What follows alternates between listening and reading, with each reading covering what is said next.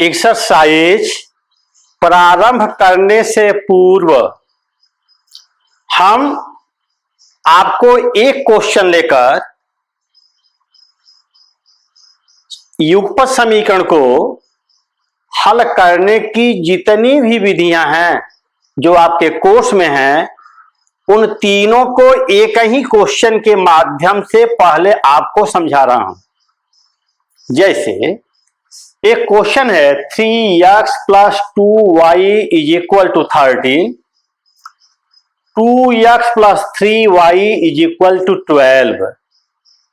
इसी क्वेश्चन को जो आपके कोर्स में तीन विधियां हैं, प्रतिस्थापन विधि, विलोपन विधि एवं वज्र गुणन विधि, तीनों से आपको सरल करना है। आप समझ रहे हो कि किसी भी विधि से हल करो, उत्तर वही आना चाहिए। आपको यहां पर हमारा मकसद है कि हम एक ही क्वेश्चन से तीनों विधियों को स्पष्ट कर दें कि कैसे आपको हल करना है। एग्जाम में कभी कभी फ्री रहता है, आप किसी भी विधि से हल करिए, कभी कभी वह बैन लगा देता है कि नहीं इसी विधि से हल करना है। इसलिए समस्त विद्यार्थियों को तीनों विधि आनी चाहिए। अब देखो हल पहले हम ले रहे हैं प्रतिस्थापन विधि द्वारा। सर्वप्रथम दोनों समीकरण को उतार लो। 3x + 2y = 13 equation number 1, 2x + 3y = 12 equation number 2। प्रतिस्थापन विधि में ध्यान देना, किसी एक समीकरण से, ये कोई नियम नहीं है कि समीकरण नंबर 1 से ही, समीकरण नंबर 1 से चाहे समीकरण नंबर 2 से, आप अपनी इच्छा अनुसार किसी एक समीकरण से आप x का मान y के टर्म में निकाल लो या y का मान x के टर्म में निकाल लो। ये कोई नियम नहीं है कि x का मान निकालो या y का ही मान निकालो, किसी एक को दूसरे टर्म में चेंज कर लो।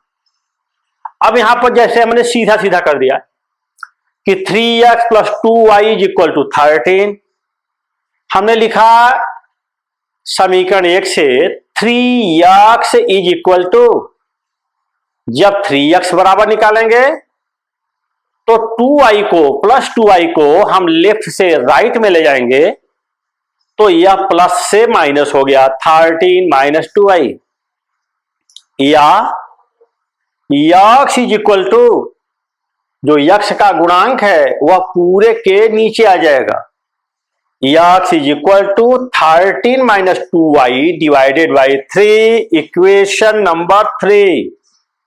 बच्चों इस बात को खूब समझ लो, प्रतिस्थापन विधि 2 नंबर में कई बोर्डों में कई बार पूछ दिया है, तो ये कोई नियम नहीं है कि आप इसी समीकरण से x का मान निकाल लो, या समीकरण और अगर आसान लगता है तो इससे x का मान निकाल सकते हो, या इससे हम y का मान अगर आसान पड़ रहा है तो हम y का मान निकाल लेंगे।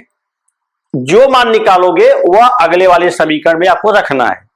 जैसे समीकरण नंबर 1 से हमने x का यह मान निकाला, इसका नाम डाल दिया इक्वेशन नंबर 3। अब समीकरण 3 से x का मान समीकरण नंबर 2 में रखने पर जिससे आप x या y का मान निकालते हैं वह मान जो समीकरण बचा हुआ है उसमें आप भरोगे। इससे निकालते हो तो इसमें भरोगे, इनसे निकालते हो तो उसमें भरोगे। एकदम से क्लियर। अब यहां पर है 2x गुणे value of x 13 - 2y / 3 plus 3y = 12, या यह 2 का यहां ऊपर अंश में गुणा हो जाएगा, 26 - 2 दूनी 4 y / 3 प्लस 3y = 12।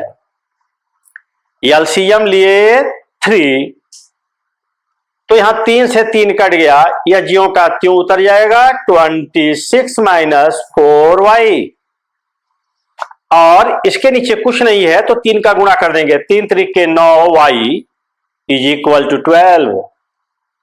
अब लिखेंगे या 26,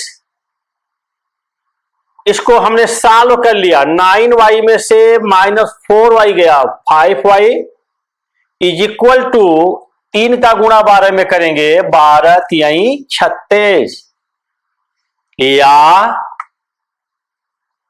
5y इज इक्वल टू, या 26 समीकरण के बराबर वाले निशान के बाएं पक्ष से दाहिने पक्ष में भेजेंगे, प्लस का माइनस, 36 माइनस 26, या 5y इज इक्वल टू, घटा दिए 36 में से 26, 10, या y is equal to 10/5 is equal to 2। तो इस प्रकार y इज इक्वल टू 2, जब y इज इक्वल टू 2 आ गया तब y का मान समीकरण नंबर 3 में रख दोगे, तब तुम्हें x का मान मिल जाएगा। अब हम लिखेंगे y बराबर 2 समीकरण 3 में रखने पर x बराबर 13 ऋण 2y 2 गुणे 2 पूरे के बटे 3, यह हुआ 13 ऋण 2 दूनी 4, 13 में से 4 गया 9, 9/3 बराबर 3। आंसर आया x बराबर 3, y बराबर 2। इस प्रकार से इस सवाल का प्रतिस्थापन विधि से आंसर x बराबर 3, y बराबर 2।